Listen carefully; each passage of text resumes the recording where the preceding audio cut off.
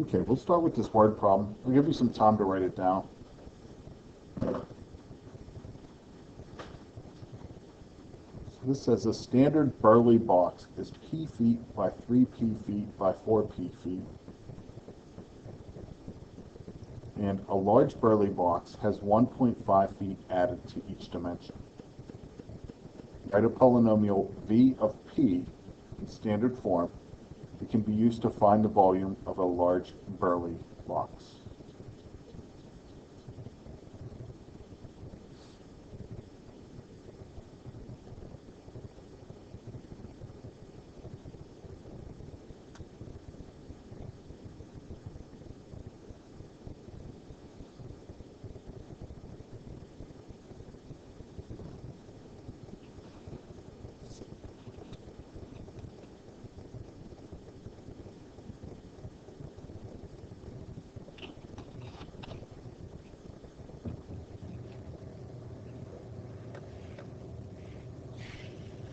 Okay, so if we're trying to find the volume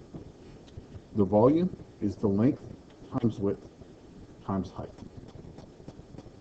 So V of P equals the length times width, which is the area. So I can start with area of P equals length times width. And then volume is the area of P times the height.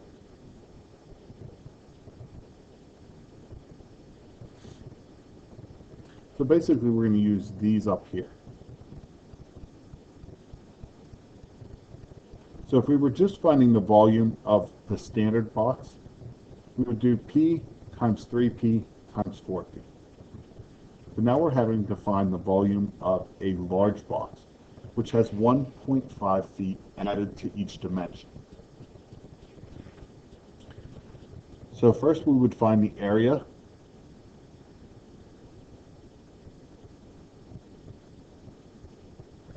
which would be P plus 1.5 times 3P plus 1.5. Just adding 1 foot to each dimension. 1.5 feet, sorry.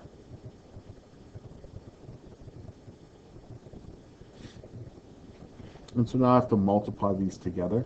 So I'm going to do P times 3P, P times 1.5, and 1.5 times 3P, and 1.5 times 1.5.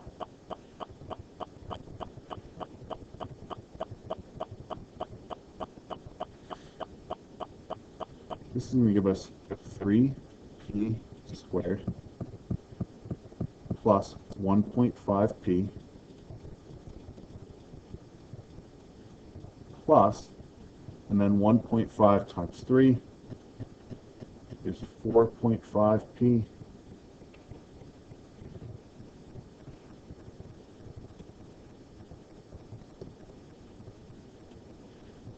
and then 1.5 times 1.5,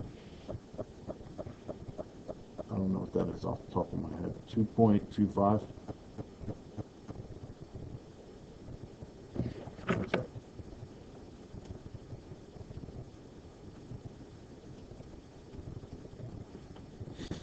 So now I can combine these terms in the middle because those are both P's. So we combine our like terms and get A of P equals 3P squared plus 6P plus 2.25. Now that just found our area. So now if I need to find the volume, I have to figure out what my height is times that area. So my volume is equal to my height, which was 4P plus the 1.5 times my area. So times 3P squared plus 6P plus 2.25.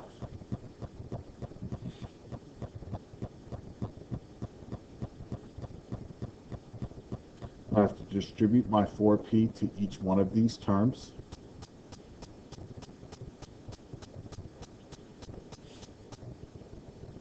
And I can do this using any of the methods I used yesterday. I could do horizontal, vertical, or I could go ahead and draw the table. I'm going to draw the table just so we get used to it again. So it's a 2 by 3 table because I have 2 terms and 3 terms. I'm going to make it a little larger so we could write in it. Just mess with my dimensions a little bit here.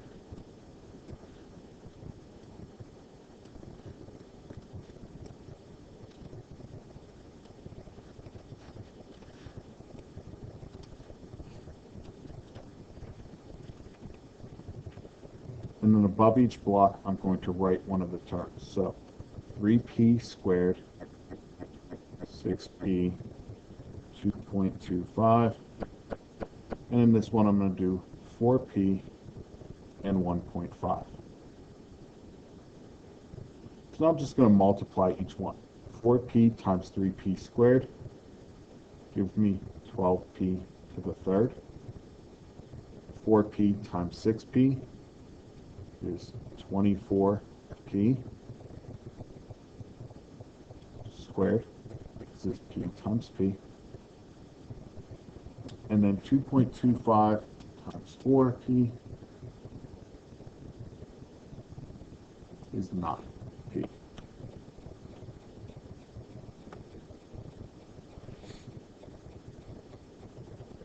Now I have to do 1.5 times 3p squared, and that's going to give me 4.5 p squared, and 1.5 times 6p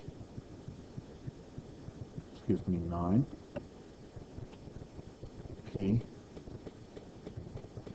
then 1.5 times 2.25, which would be 3.375.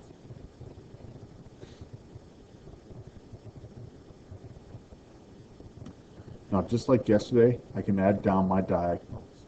So there is nothing that goes with 12p to the third. So that just stays 12p to the third. Here, I can add these together because they're both p squareds. So it's going to give me plus 28.5 p squared.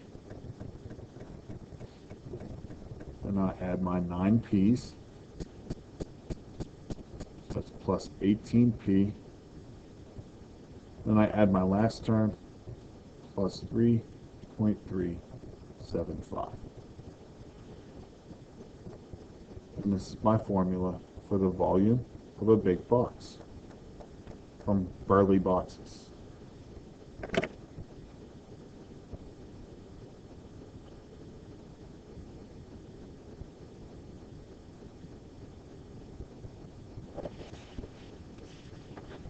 Questions on that one?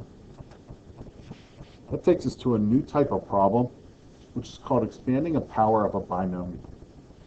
So in this case, if I have a plus 2b to the third,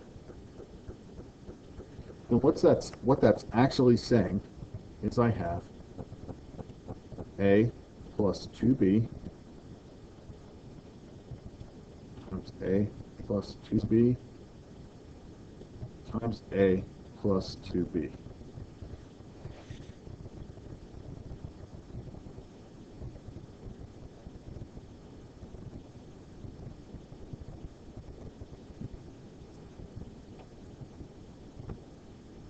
And when I'm starting these, I will generally focus on the back 2 terms first, but for no real reason. I could do the front ones as well. I just like the way it looks when I start with the back 2 terms.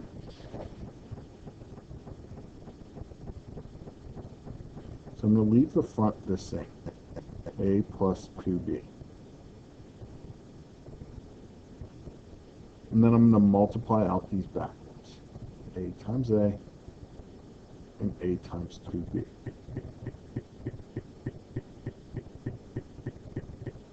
times a is going to give us a squared.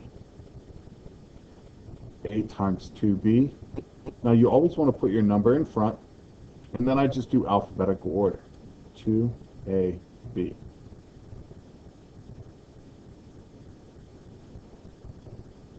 I'm going to do plus 2b times a. That gives me 2ab. And then 2b times 2b. 2b, 4b squared.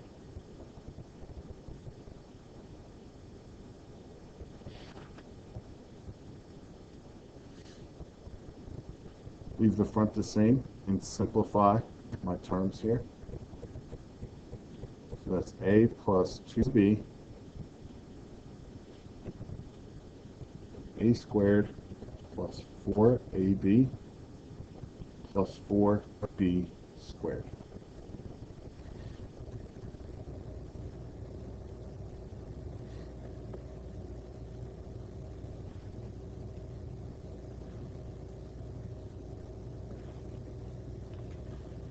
Now I do the next step, which is to distribute this to each of these terms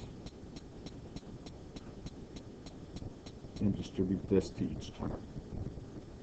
So I could do vertical, horizontal, or a table. I'll go with the table again.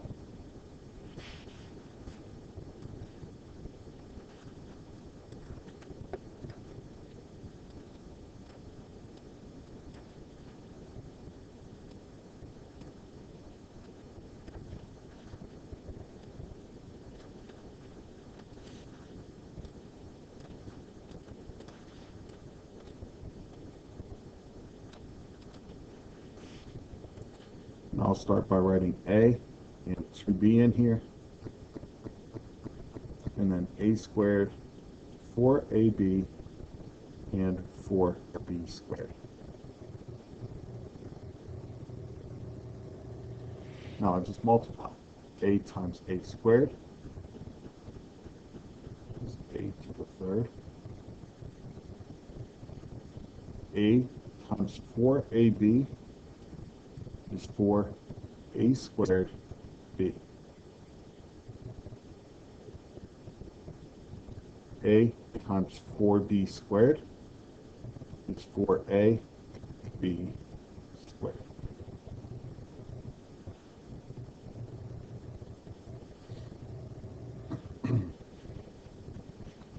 Two b times a squared is 2a squared b. 2b times 4ab, 2 times 4 is 8. There's only one a, and b times b is b squared. And 2b times 4b squared gives me 8b to the third.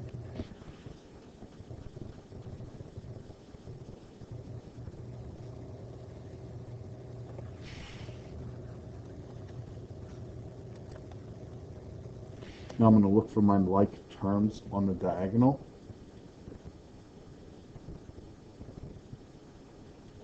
I have 2a squared b and 4a squared b, and then 8ab squared and 4ab squared. Nothing with a to the third, nothing with b to the third. So I'm going to simplify this as a to the third plus 6a squared b, just adding those together, plus 12ab squared plus 8b cubed.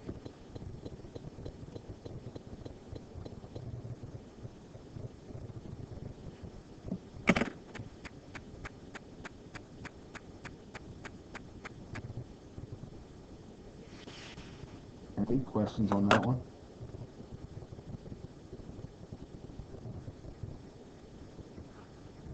All right.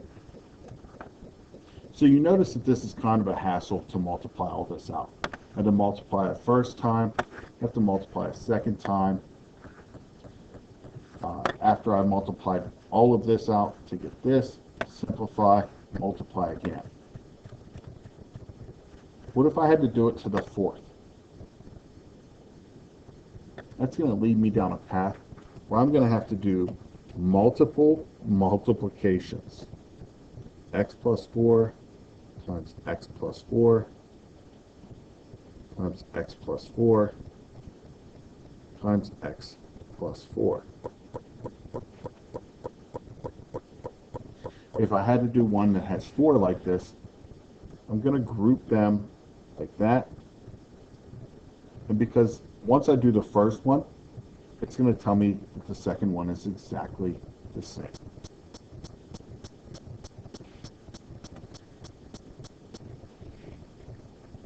So I'm going to do x times x and x times 4. Then 4 times x and 4 times 4. That gives me x times x is x squared. X times 4 is 4x. 4 times x is 4x. And 4 times 4 is 16.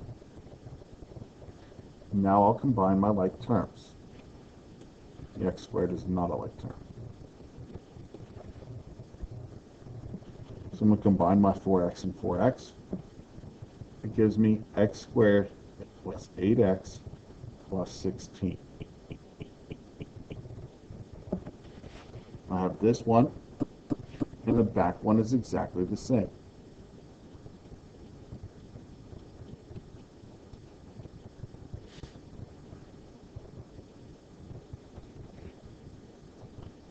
Now, if I created a table to multiply these together, I'm going to need to do a 3 by 3.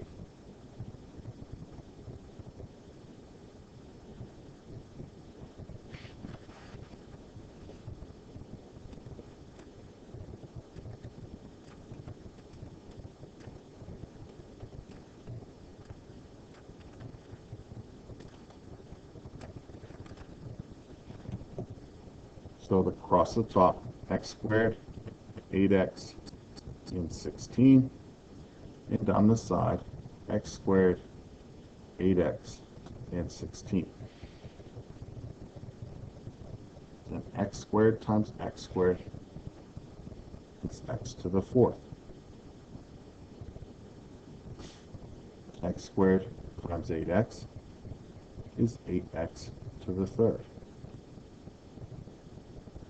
X squared times 16 is 16x squared.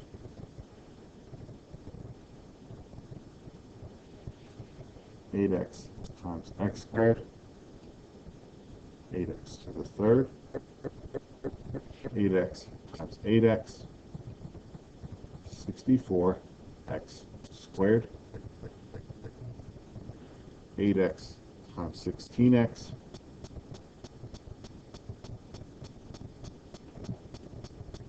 I think that's 96. That's definitely wrong. 48, 128.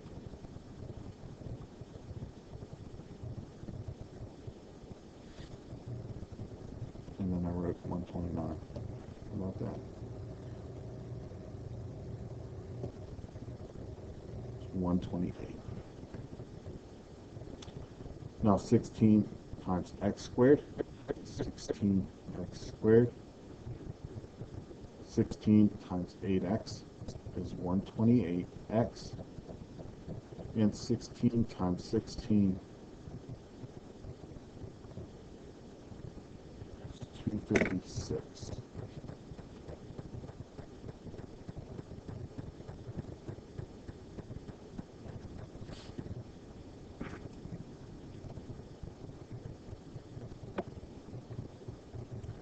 Now x to the 4th is by itself. Combine like terms, especially down the diagonals.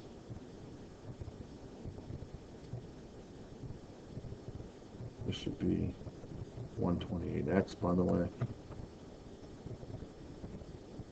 because I did 8x times 16, so it's definitely an x.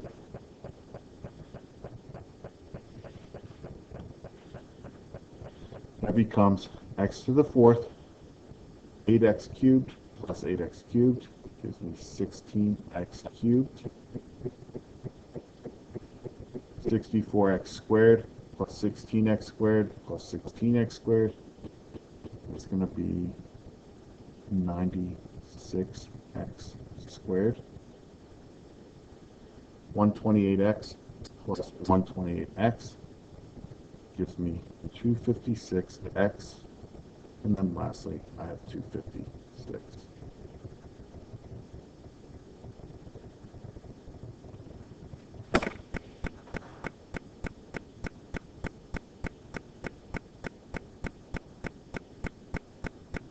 Now I know how fun that seems, but tomorrow we're going to learn another method that will make it so it's much easier. Because as we look at this, this was x to the fourth, or this grouping to the fourth power. But what if I had this to the fifth, or to the sixth, or to the 20th? And it really creates a problem for me. So tomorrow we're going to learn how to do this in a simpler manner, especially as we get to those bigger numbers.